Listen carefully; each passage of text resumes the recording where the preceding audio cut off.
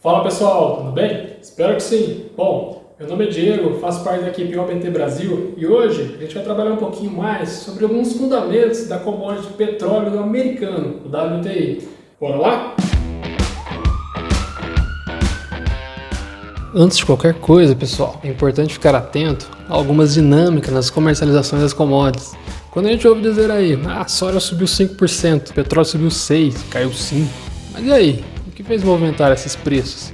Foi só um bando de tarado comprando e vendendo que fizeram os preços deslocarem? Bom, em uma pequena parte, sim.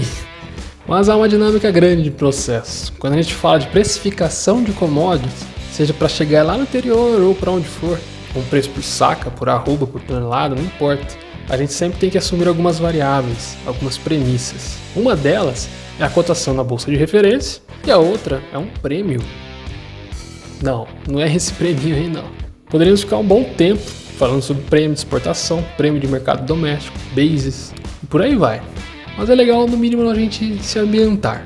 Esse tal basis, ou prêmio, nada mais é do que a diferença entre o preço do mercado físico, cash market, e o preço de referência do contrato futuro da bolsa, Future Market. Por motivos óbvios, quem tem acesso a esse preço de basis são os players que estão negociando no mercado físico. Então, vamos desenvolver um pouquinho mais. Trazendo isso para o mundo do petróleo, especificamente para o WTI, podemos dizer que os Estados Unidos possuem, entre aspas, um local único a receber, que é na cidade de Cushing, em Oklahoma, e fica bem no meio dos Estados Unidos. Basicamente, os grandes players do mercado compram e vendem petróleo, WTI, na Bolsa de Nova York, na NYMEX, que pertence ao CME Group. E quando falamos em contratos futuros, precisamos pensar sobre os vencimentos deles. Então, logo de cara, é possível observar algumas intenções nos preços. Se você consultar como estão as cotações dos contratos seguintes, podemos fazer algumas perguntas. Por exemplo, o preço dessa commodity hoje está mais caro ou mais barato em relação aos contratos dos meses seguintes? Então, obviamente, já podemos deduzir que quem opera petróleo opera a curva de preços, e não só um ponto. O cara opera redeando, equilibrando, opera se protegendo de riscos. Em termos técnicos, se a curva de preço está ascendente, ou seja, os preços de hoje estão mais baratos do que no futuro, isso pode ser chamado de curva de preços em contango. Ou, se a curva de preços está descendente, ou seja, os preços de hoje estão mais caros do que no futuro, isso pode ser chamado de backwardation. E um exemplo de leitura disso é que, ora, se hoje está mais caro que amanhã, é porque não estão dando conta de produzir o tanto que a demanda está pedindo. E por aí vai. Essas são algumas das formas de olhar. Bom, outro ponto muito interessante a notar é que quando o contrato vai para o aviso de vencimento, o player tem que cumprir.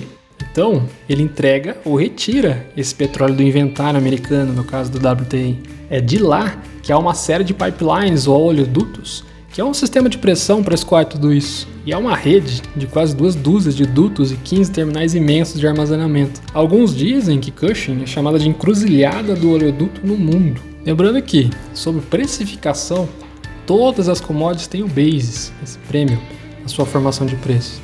E não falar delas é cometer um erro grotesco. Esse basis é um regulador de competitividade. Então vamos para um exemplo prático. Quando as cotações estão em alta, está havendo muita procura, muita demanda, mas se o basis, o prêmio, lá na origem estiver em baixa, isso pode mudar a dinâmica do mercado, pois pode haver um número maior de origens para os compradores. Se naquele momento há um número maior de vendedores, de origens, para o comprador, o cara pode escolher quem tem o basis mais em conta para ele, agindo assim como um fator na precificação. Agora vamos pensar uma possibilidade inversa. Por exemplo, cotações para baixo e bases para cima, olhando pelo óleo mesmo, pelo petróleo. Muitas vezes a cotação está caindo lá na bolsa, mas o basis, o prêmio, está subindo. Então o petróleo, o produto físico em si, não o contrato da bolsa, está subindo, mesmo com a bolsa em queda. Olha que interessante.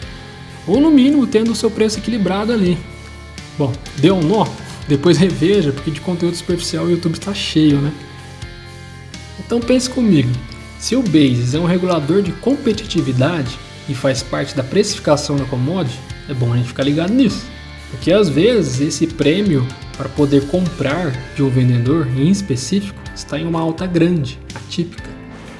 E o que poderia estar gerando isso? Na verdade, provavelmente seria alguma sazonalidade. Os compradores podem estar tendo poucas opções de origem desse produto. Com isso, o comprador tem que fazer um esforço extra para adquirir eles. Se não, esse vendedor, que momentaneamente está em uma posição privilegiada, não faz a venda. Tá, e existe a relação de oferta, vendedores, e demanda, consumidores. Mas ela pode funcionar um pouquinho diferente no petróleo. Diferente de outras commodities, do petróleo, em tese, é possível ter uma produção o ano todo, mas obviamente isso depende de uma outra indústria, a de investimentos. Há crédito disponível para esses empreendimentos ou não? Compensa para a indústria petrolífera realizar novos estudos absurdamente caros? Imagina um pré-sal da vida. Então, a sazonalidade do petróleo costuma estar atrelada à demanda, aos picos de consumo que determinada parte do globo tem, como por exemplo o inverno no hemisfério norte.